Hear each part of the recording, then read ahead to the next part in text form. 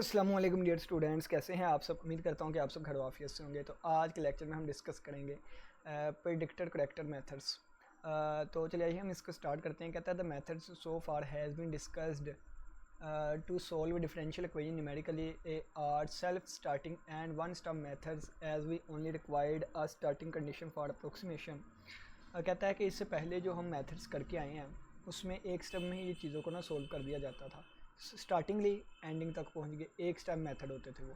हम क्या करते थे, डिफरेंशियल इक्वेशंस को न्यूमेरिकली सॉल्व करते थे। देखें, to solve differential equations numerically self starting होते थे, वन स्टेप मेथड होते थे जो कि हमने डिस्कस कर लिए। ठीक है, वो कौन कौन से मेथड थे उसमें Euler's method, improved Euler's method, modified Euler method, R K method, यानी कि ये वाली चीज़ें, टेलर सीरीज मेथड। अब जो डिस्कस करने लगे हैं ना, इसको देखें। कहता है now we discuss the multi step method. अब मल्टी स्टेप पे एक से ज़्यादा इसके स्टेप्स होंगे, यूजुअली टू स्टेप, इसको दो स्टेप भी कहा जाता है। Two step method will be discussed here in which we need the values of f of x comma y. यानी कि कहता है इसमें हमें वैल्यूज़ की ज़रूरत होगी f of x comma y की, d y over d x जो कि इक्वल होता है एक्स एन। इसकी वैल्यूज़ हमें रिक्वायर्ड होंगी, यानी कि चाहिए होंगी एक्स एन पे, एक्स एन माइनस वन पे, एक्स एन माइनस टू पे, और so on in order to compute x n plus one. X n plus one को कंप्यूट करने के लिए हमें इनकी इन पॉइंट्स पे वैल्यू चाहिए होंगी। Approximation which can be obtained by any of this method such as Euler's method, Taylor series method, R K method of two second order or order four. कहता है कि इनकी वैल्यूज़ हमें चाहिए होंगी पहले, इन पे वैल्यूज़। वो कैसे निकालेंगे, वो आप आइलर मेथड से निकाल सकते हैं, टेलर सीरीज मेथड से, आर के मेथड से निकाल सकते हैं। यानी कि इस मेथड में जो पीछे गुजरे मेथड्स हैं उनका भी यूज़ होगा। ये टू स्टेप मेथड है, उन मेथड की तरह नहीं है जो सिंगल स्टेप होते हैं। ठीक है, कहता है one of the formula will predict the approximation. कहता है एक फार्मूला क्या करेगा, प्रिडिक्ट करेगा अप्रोक्सीमेशन को। कॉल्ड द प्रेडिक्टर फार्मूला, उसको प्रेडिक्टर फार्मूला कहेंगे। और अदर विल करेक्ट, और दूसरा फार्मूला जो दूसरी चीज़ होगी वो इम्प्रूवमेंट लेके आएगा the value obtained by the predicted formula. Number one क्या है कि हमने कोई चीज़ प्रिडिक्ट करनी है कि ऐसा हो सकता है, या ऐसा होना चाहिए, या ऐसा होगा, तो बाद में उसको इम्प्रूव करते जाना, इम्प्रूव करते जाना, और हमने अपना रिजल्ट निकाल लेना। एग्जाम्पल मैं आपको बताता हूँ, ये है कि आप अपने जहन में एक नक्शा बना लें कि हमने यानी कि आप एक स्टार्टिंग ले लें और फिर आप उसको इम्प्रूव करते जाएं, इम्प्रूव करते जाएं। तो ये हमारे पास क्या बन जाता है, प्रेडिक्टर करेक्टर। क्या करते हैं, one of the formula will predict है, उसमें प्रेडिक्ट करेंगे और दूसरे में उसको इम्प्रूव करेंगे, करेक्ट करेंगे, और ये हमारे पास क्या बन जाएगा, प्रेडिक्टर करेक्टर। और ये दो मेथड्स है, एक माइल्स मेथड और एक आदम बस फोर्थ मेथड। ठीक है, तो चलिए आइए इनको डिस्कस करते हैं। इनके प्रूफ यहाँ पर नहीं है, तो क्योंकि मैं इस पीडीएफ फाइल को फॉलो कर रहा हूँ, तो अगर प्रूफ नहीं है तो मैं भी नहीं करवाऊँगा, नहीं तो आपको दूसरी बुक से मिल जाएगा। ठीक है, बुक से मैंने देखे हैं, बहुत इजी है, लेकिन मैं इसलिए नहीं करवा रहा क्योंकि मैं स्पेशली इस पीडीएफ फाइल को लेकर चल रहा हूँ ना। तो इस पीडीएफ फाइल पे जो भी चीज़ लिखी है ना, हमने स्टार्टिंग से एंड तक एक एक चीज़ डिस्कस करनी है, ना इससे कोई एक्स्ट्रा करेंगे ना इससे कोई कम करेंगे, एक एक पेज को मैंने करवाया। ठीक है, तो अगर आपने ये इनके प्रूव करने हैं तो फिर आपको वो बुक से मिल जाएंगे। विडे मूर्ति साहब की जो बुक है ना, एक मिनट, नाम पता नहीं क्या है, मैं आपको निकाल के दिखाता हूँ। ये है, इनमें से बुक जो है ना, ये वाले न्यूमेरिकल मेथड्स बाय डॉक्टर, ये देखे, इस पे वो प्रूव्स निकले ही होंगे मुझे लगता है। ये ना पेज नंबर यहाँ पे आया हुआ है, प्रूव्स पहले इसके निकले होंगे। देखे, मैं इनको रीड कर रहा था, ये देखे माइल्स मेथड का प्रूफ, ये कैसे आया सारा। ठीक है, प्रेडिक्टर और करेक्टर फार्मूलाज की, यानी कि प्रूफ वगैरह। तो चलिए इनको हम छोड़ते हैं और नेक्स्ट अपने कंसेप्ट पे आते हैं। कहता है इन ऑर्डर टू सोल्व, अगर हम इसको सोल्व करना चाहते हैं, ये 7 कंडीशन दी गई होती है, आपको पता है, और एच हमारे पास स्पेसिंग होती है। कहता है बाय मिल्स मेथड, तो we find firstly the approximate value of y n plus one. Y n plus one की एक अप्रोक्सीमेट वैल्यू लेंगे प्रेडिक्टर फार्मूला के तहत, और फिर हम इसको इम्प्रूव करेंगे by corrector formula, corrector formula से इन टर्म्स ऑफ एफ। पहले हम वाई एन प्लस वन की एक अप्रोक्सीमेट वैल्यू लेंगे प्रेडिक्टर फार्मूला से, बाद में इसको इम्प्रूव करेंगे करेक्टर फार्मूला से, प्रेडिक्ट करेंगे और उसको करेक्ट करते चले जाएंगे। Means predictor and corrector formula are, ये प्रेडिक्टर फार्मूला है, आप लोगों ने याद रखना है, और ये करेक्टर फार्मूला है। ठीक है, प्रेडिक्टर फार्मूला है और ये क्या है, करेक्टर फार्मूला है। ठीक है, दोबारा सुन लें, वाई एन प्लस वन और इसके ऊपर ये चीज़ लगी हुई है, ये किसी भी मेथड से हम इसको निकाल सकते हैं। वाई एन माइनस थ्री और plus four h over three और multiply by two f n minus two और minus f n minus one plus two f n आ गया। Corrector formula y n plus one is equal y n minus one plus h by three और f n minus one plus four f n plus f n plus one के ऊपर ये चीज़ लगी हुई है, और यहाँ पे बताया हुआ है कि ये चीज़ किसके इक्वल होगी, ये एफ एन प्लस वन किसके इक्वल होगा, एफ एक्स एन प्लस, यानी कि ये वाली चीज़ लिखी हुई है, और ये जो है वो दोबारा इसके इक्वल होगा। ठीक है, ये सारी चीज़ें हम ना डिस्कस करेंगे, क्वेश्चन करेंगे ना, फिर हमें अच्छे तरीके से समझ आएगी। कहता है add a term in the predicted formula. Predicted formula में एड ए टर्म क्या होती है, ये फार्मूला लिखा है इसका, और करेक्टेड फार्मूला में एड ए टर्म का ये फार्मूला लिखा है। चलिए जी क्वेश्चन पे चलते हैं, वहाँ से साथ साथ हमें समझ आएगी। ठीक है, कहता है सोल्व करें इस क्वेश्चन को यूजिंग द मिल्स मेथड या प्रेडिक्टेड करेक्टेड का पहला मेथड। ठीक है, d y over d x इसके इक्वल दिया गया है, तो ये एफ ऑफ एक्स को वाई आ गया हमारे पास, और ये यहाँ पे ये एक्स नाट की वैल्यू आ गई, और ये वाई नाट की वैल्यू आ गई, और ये एच की वैल्यू आ गई। ये सारी चीज़ें हमने एक तरतीब से लिख ली। अब देखें, अब आपने क्या करना है, सबसे पहले ना आपने एफ नाट फाइंड करना है। क्या फाइंड करना है, एफ नाट। तो एफ नाट का मतलब क्या है, f of x naught y naught. X की जगह एक्स नाट लगा देंगे, वाई की जगह वाई नाट लगा देंगे। एक्स नाट भी हमें पता है 1 है, वाई नाट भी पता है 1 है, तो यहाँ पे वैल्यूज पुट कर देंगे। एक्स नाट की जगह 1, वाई नाट की जगह 1, सोल्व करके 2 आंसर किसका आ गया, एफ नाट का आंसर आ गया। हमें एक्स नाट भी पता था, वाई नाट भी, इनको यूज़ करते हुए हमने एफ नाट निकाल लिया। अब क्या करेंगे, अब कोई भी मेथड आप यूज़ कर लें, कोई भी मेथड आप यूज़ कर लें। इन्होंने आइलर मेथड यूज़ किया। कौन सा यूज़ किया, आइलर्स मेथड।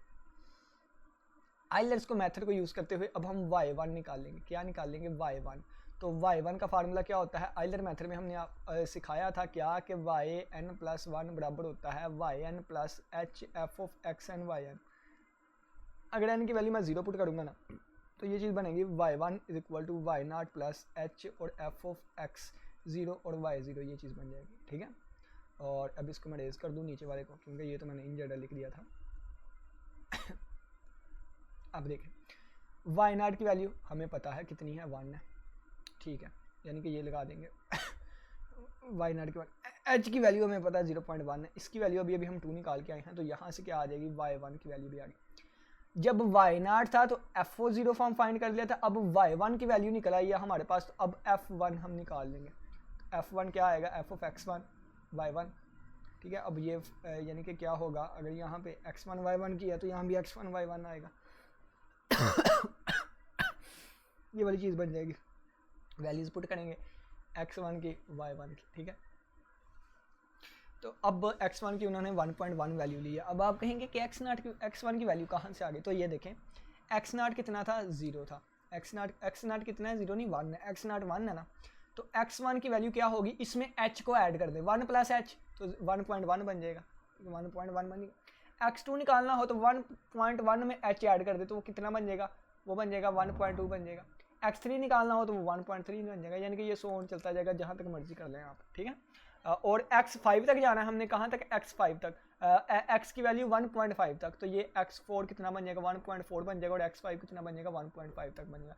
तो हाँ, यानी कि हमने कहाँ तक जाना है, हमने x0, x1, x2, x3, x4, x5 तक जाना है। इसी तरह y0, y1, y2, y3, y4, y5 तक जाना है। सबसे पहले हमारे पास देखें x0, y0 था, इनको यूज़ करते हुए हमने f0 फाइंड कर लिया। फिर f0 को यूज़ करते हुए y1, किसको यूज़ करते हैं, इसको y1। x1 हमें पता है ये है, y1 पता है, f1 आ गया। अब हम क्या करेंगे, इस f1 की मदद से y2। ठीक है, अब y2 मौजूद है, x2 मौजूद है, तो f2 आ जाएगा। इस f2 की मदद से हम y3 निकालेंगे। अब y3 और x3 मौजूद है, तो फिर हम x4 निकाल लेंगे। ठीक है, यानी कि ये चीज़ इस तरह चलती जाएगी। ठीक हो गया, अच्छा जी। उन्होंने क्या किया, y3 तक चीज़ें निकाल ली, f3 भी निकाल लिया। अब कहता है for n is equal to 3 के लिए प्रेडिक्टेड वैल्यू, प्रेडिक्टेड फार्मूला हमारे पास क्या बनेगा, ये देखें, प्रेडिक्टेड फार्मूला पे आ जाए, ये प्रेडिक्टेड फार्मूला पे आ जाए, ये प्रेडिक्टेड फार्मूला हमारा लिखा हुआ, ये वाली चीज़, ये प्रेडिक्टेड फार्मूला, और ये हमारा फिर करेक्टेड फार्मूला आ जाएगा। तो सबसे पहले हम प्रेडिक्टर करेंगे, तो प्रेडिक्टर पे आ जाए अगर आप, तो इसमें पहले देखें ना, तो हम आने लगे हैं प्रेडिक्टर पे, तो ये आ गया जी प्रेडिक्टर पे, प्रेडिक्टर। अच्छा, ये यहाँ तक 3 तक हमने क्यों वैल्यूज़ निकाली हैं, f3 तक, या आप कह लें y3 तक, क्योंकि आगे इनका यूज़ हो रहा था। देखें ना, f3 का यूज़ होगा आगे, f3 का आगे यूज़ होगा, f2 का आगे यूज़ होगा, f1 का आगे यूज़ होगा। ठीक है, ये वाली चीज़ें आगे क्या होंगी, आगे यूज़ होंगी, तो इस वजह से सही है। ये देखें ना, ये फार्मूला कब बनेगा, ये फार्मूला दोबारा फार्मूले पे वापस आए ना अगर आप, तो इस फार्मूले पे अगर आप वापस आएँ, तो यहाँ पे अगर मैं रख दूंगा n की वैल्यू 0, क्या रख दूँ, n की वैल्यू अगर मैं 0 रख दूँ, स्टार्टिंग कर लेते हैं 0 से, 0 अगर मैं रख दूँ, तो ये 0 - 3 तो -3 हो जाएगा। अगर मैं 1 रख दूँ, 1 - 3 -2 बन जाएगा, y -2 बन जाएगा।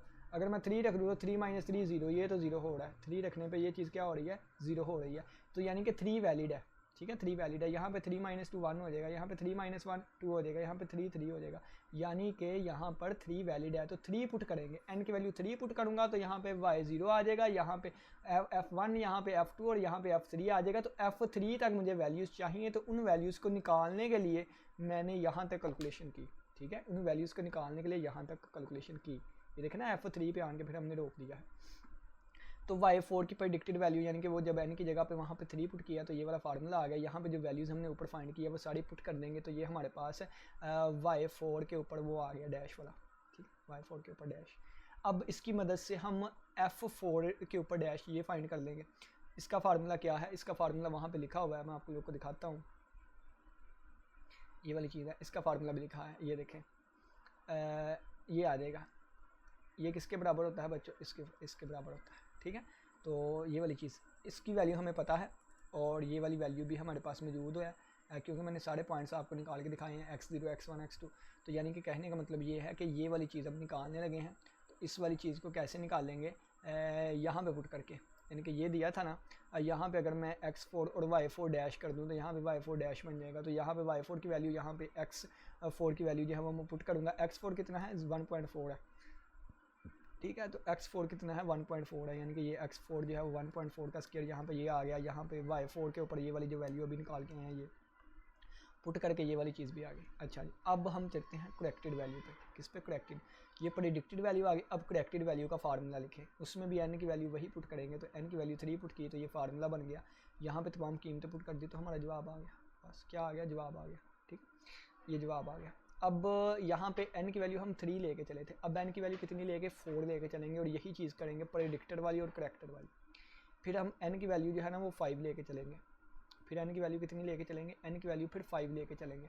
तो यानी कि ये y5 तक हमने फाइंड किया। अब y5 तक क्यों फाइंड किया बच्चों, मैंने यहाँ पे आपको पहले ही बता दिया था, क्योंकि x5 1.5 होता है, 1.5 है, तो x की वैल्यू 1.5 पे हमने फाइंड करना है, यानी कि हमें y5 तक जाना पड़ेगा। तो ये y5 था। एक और क्वेश्चन करते हैं, वहाँ से आपको अच्छे तरीके से समझ आएगा, ठीक है। सबसे पहले ये देखें कि उन्होंने कहा है कि इसी क्वेश्चन को सोल्व करना है और ये फाइंड करना है आपने बाय मिल्स मेथड, और d y over d x इसके इक्वल है, y0 1 के इक्वल है, यानी कि ये वाली चीज़। तो सबसे पहले देखें कि ये आ गई हमारे पास f ऑफ x, y की कीमत।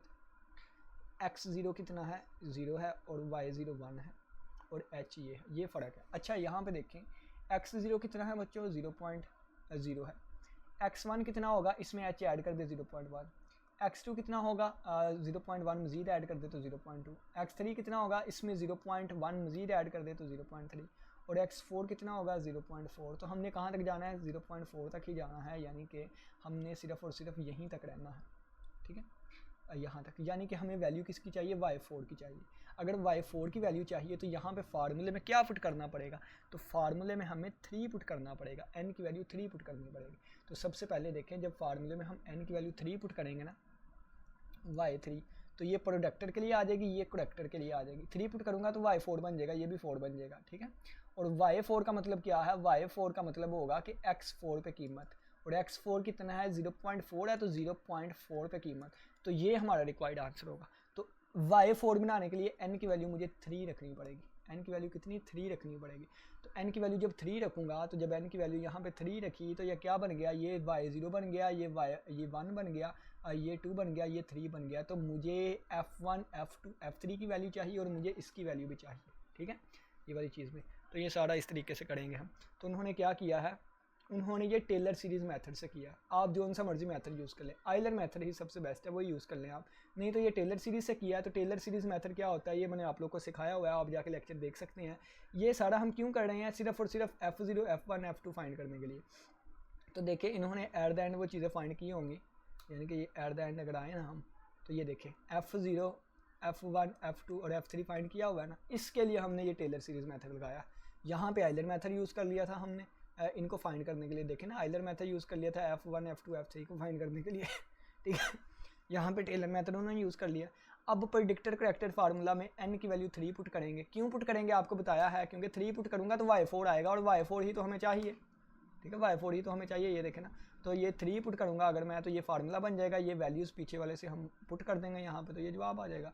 ये प्रेडिक्टर आया, करेक्टर का फार्मूला ये है, तो यहाँ पे वैल्यूज़ n की वैल्यू जब करेक्टर वाले में 3 रखूँगा तो ये फार्मूला बन जाएगा, और यहाँ पे वैल्यूज़ पुट कर दूंगा तो ये आ जाएगा। अच्छा जी, सिंपल। अब नेक्स्ट क्वेश्चन पे चलते हैं, बिल्कुल ऐसे ही है। अब उन्होंने क्या किया, उन्होंने कहा कि जो आपने वैल्यूज़ प्रिडिक्ट करनी है ना, वो आर के मेथड से करनी है, ठीक है, आर के मेथड 2 से। सोल्व इसको करना है मल्स मेथड से, और इसमें जो y1 y2 y3 की वैल्यूज़ है ना, वो आपने आर के मेथड से करना है, ऑफ ऑर्डर 2 वाले से। ठीक है जी, करके देख लेते हैं। सबसे पहले आप लोग देखें क्या कैलकुलेट करना है हमने। उन्होंने कहा है सिर्फ और सिर्फ y3 तक जाना है। कहाँ तक? y3 तक जाना है। ठीक है जी,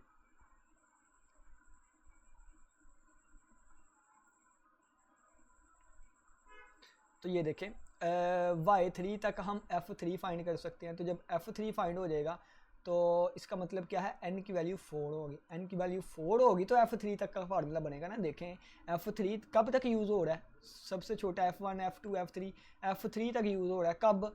जब n की वैल्यू 3 रखी तो वो y4 बना। तो बिल्कुल इसी तरह n की वैल्यू 3 रखेंगे तो वो y4 बनेगा, और वो f3 तक चीज़ जाएगी। ठीक है, ये वाली चीज़ है। सबसे पहले हमारा ये जो राइट हैंड साइड पे होता है, इसको एफ ऑफ एक्स को वाई कह लेते हैं। हमको पता है x0 जो है वो 0 है यहाँ पे, और y0 1 0 है, ये भी h की वैल्यू ये है।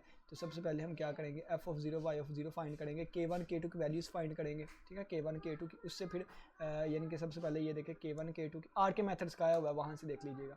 फिर y1 बराबर होता है y0 प्लस k, और k किसके बराबर होता है, k बराबर होता है 1/2 k1 प्लस k2। तो k1 k2 की जो वैल्यूज़ आई हैं इनको ऐड करेंगे, 2 पे डिवाइड करेंगे, k आ जाएगा, y0 प्लस k करेंगे, ये y1 की वैल्यू आ जाएगी। इसी तरह y2 के लिए k1 k2 फाइंड करेंगे तो ये y2 आ जाएगी। फिर k1 k2 फाइंड करेंगे, y3 आ जाएगा। क्या आ जाएगा? y3 आ जाएगा। अब प्रेडिक्टर करेक्टर फार्मूला लगा दे, ये वाला फार्मूला लगा दिया। अच्छा देखें, y1 y2 y3 को यूज़ करते हुए y1 y2 y3 को यूज़ f1 f2 f3 निकाल लिया। ये वैल्यूज़ यहाँ पे पुट करेंगे तो प्रेडिक्टर आ जाएगा, पुट करेंगे करेक्टर आ जाएगा। ठीक है, तो ये वाली चीज़। तो अब ये वाला क्वेश्चन आप लोग खुद करेंगे, देखेंगे ये असाइनमेंट लिखी हुई है, असाइनमेंट भी आप खुद टैकल करें। ठीक है, तो अब हम चलते हैं नेक्स्ट मेथड पे, प्रेडिक्टर करेक्टर के नेक्स्ट मेथड पे, और इसका नाम है एडम बुश फोर्थ मेथड। अच्छा, इसमें भी सारा का सारा टू द पॉइंट वही है, सिर्फ फार्मूला थोड़े से चेंज है। ठीक है तो अब इसका मैं क्या समझाऊँ, बिल्कुल वही सेम है पीछे वाले की तरह। इन ऑर्डर टू सोल्व, इसको अगर सोल्व करना चाहते हैं, ये कंडीशन दी गई है, एच स्पेसिंग है, बस फार्मूलाज मुख्तलिफ हैं। यानी कि इसका प्रेडिक्टर फार्मूला ये है और इसका करेक्टर फार्मूला जो है ना वो ये है, बस और कोई चेंजिंग नहीं है। एक क्वेश्चन करवाऊंगा, बाकी सारे आप खुद करेंगे।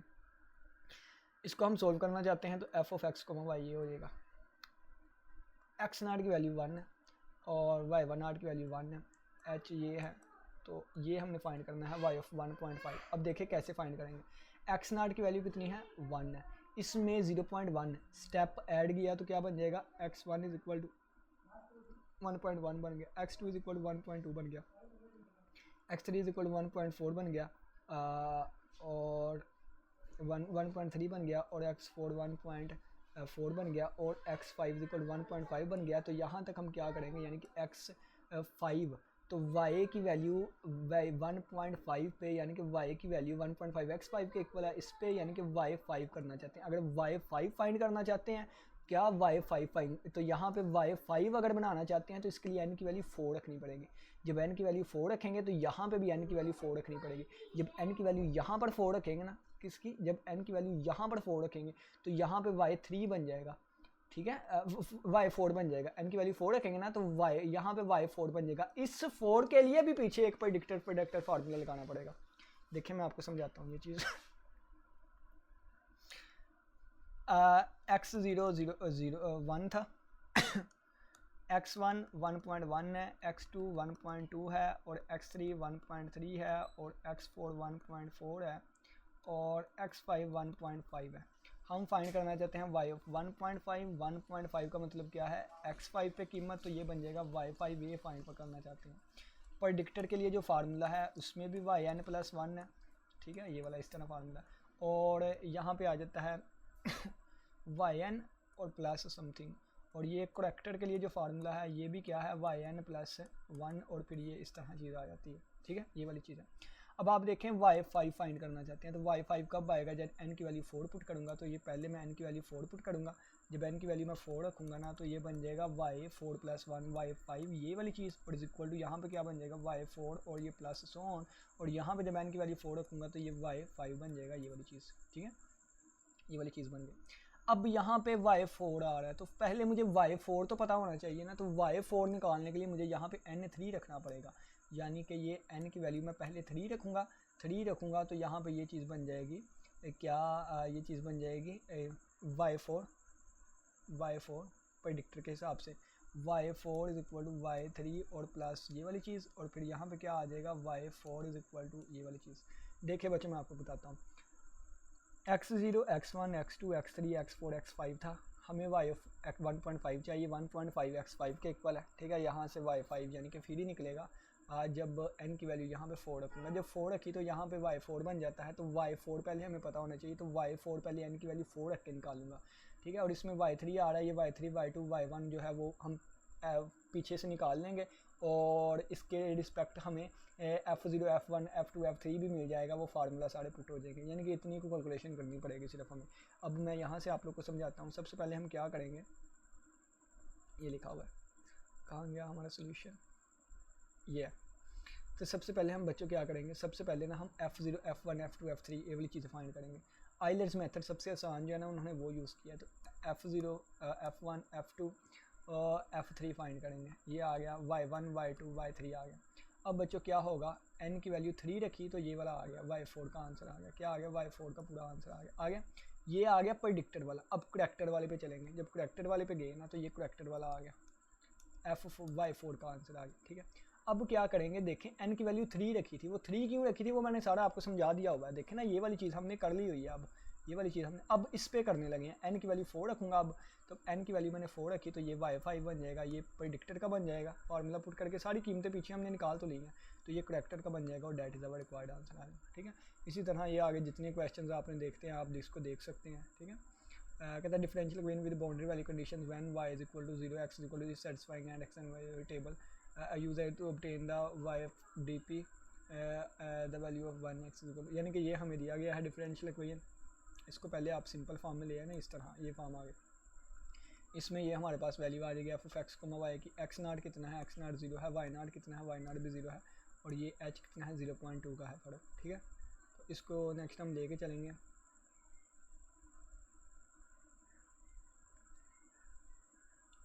तो वही बात, सबसे पहले क्या करेंगे, f0 f1 f2 f3, यानी कि वो हमने यहाँ पे पहले ही दे दी हुई है, देखें ना ये क्या चीज़ है, ये हमें पहले ही दे दिया गया है। क्या दिया गया है देखें, ये वाली वैल्यूज़ पे कोरस्पॉन्डिंग ये वाली वैल्यूज़ दे दी गई हैं, तो इसको आप अपनी मर्ज़ी से नाम दे दें। इसको नाम क्या दे दें, इसको y0 ये y1 y0 इसको नहीं ये हमारे पास यानी कि नाम आ जाएंगे y0 y1 y2 y3, यानी कि इस तरह नाम आप इसको रख लें।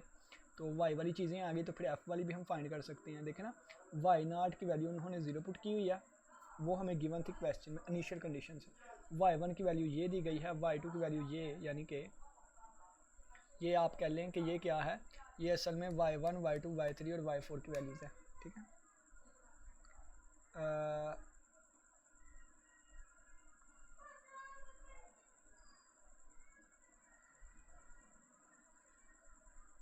यहाँ से कंपेयर करके देखें y1 y2 किसको कहा गया है, तो वहाँ से वो वैल्यूज़ आएंगी, नेगेटिव वाली भी आ रही हैं, तो वो सारा उन्होंने बताया हुआ है कि ये वाली वैल्यू जो है ना, देखें मैं आपको बताता हूँ एक मिनट, ये वाली वैल्यू y-2, ये y-1, ये y1, ये y2 और y0 की 0 है। ये देखें ना y0 कितना है, y0 0 है, तो ये +1 वाले की, ये +2 वाले की, ये -1 वाले की, ये -2 वाले की, क्योंकि देखें ना यहाँ पे जब मैं 0 पुट करूँगा तो आंसर क्या आ रहा है, 0 आ रहा है।